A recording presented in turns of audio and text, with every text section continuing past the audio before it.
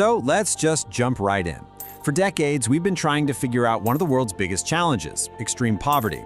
But what if the best solution isn't some super complex top-down plan? What if it's something way, way simpler? I mean, really think about that question. What happens? This one idea, it pretty much challenges everything we thought we knew about charity and foreign aid. And honestly, the answer might just change how we fight poverty forever. And to find that answer, we've got to go to a small village in western Kenya, because that's where a really groundbreaking experiment took place. Okay, so picture this. It's 2018, Ahanyo Village. For as long as anyone can remember, most families here have been living in extreme poverty. But they were about to be part of something, well, profound. A nonprofit came in and gave every single adult in the village $500. Now, to be clear, this wasn't just a little extra cash. For most people there, $500 was about what they made in an entire year. This was absolutely life-changing money. And here's the craziest part.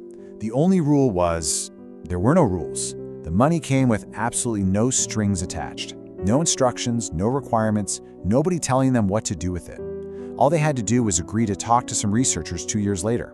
You know, this wasn't just an experiment about economics, it was an experiment in trust.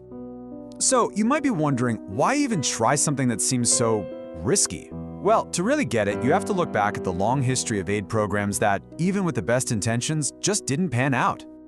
So, starting back in the 60s, billions and billions were poured into traditional aid.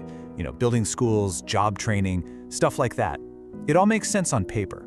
But when economists started to really study this stuff in the late 90s, they found a lot of these programs had surprisingly little impact. Then came the next big thing, microfinance, giving small loans. But even that didn't really move the needle on people's incomes.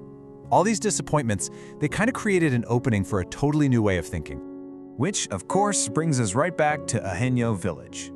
A lot of experts predicted disaster. They were sure the money would just be wasted.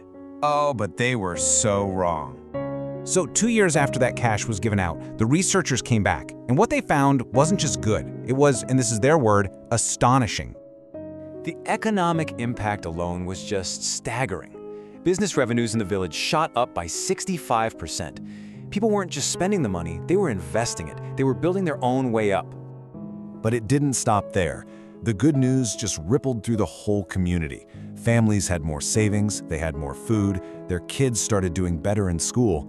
And just look at this list of social impacts: less alcoholism, lower rates of depression, less domestic violence, and even a drop in inequality between families. This wasn't just about money, it was a full-on social transformation. And here's where it gets really wild. There's this incredible multiplier effect.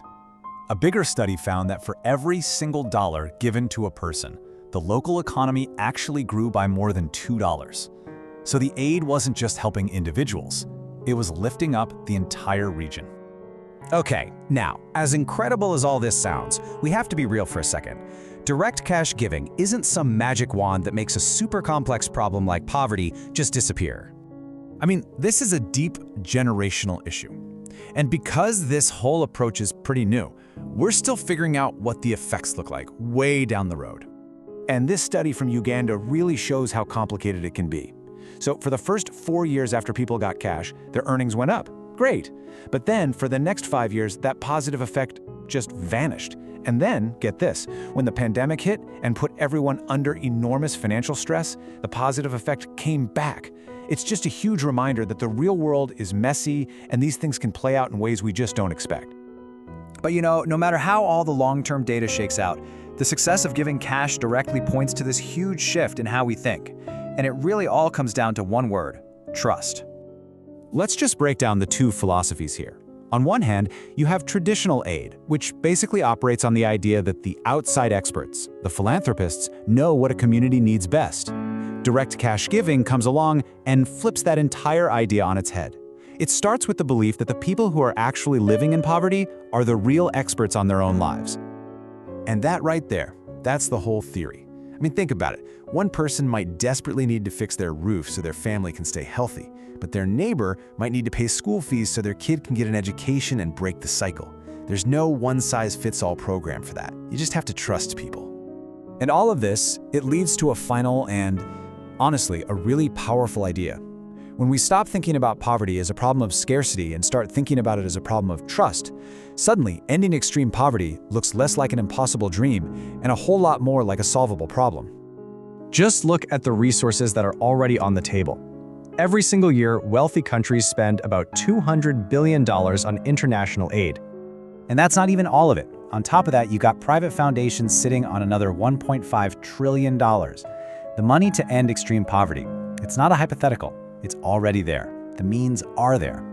Which leaves us with this one last critical question. We know we have the money. We have this powerful new approach that's shown incredible results. So the real barrier isn't cash, and it isn't logistics. The real question is, do we have the trust? Do we have the trust in people to know what's best for themselves, and the courage to simply give them the tools to build their own way out?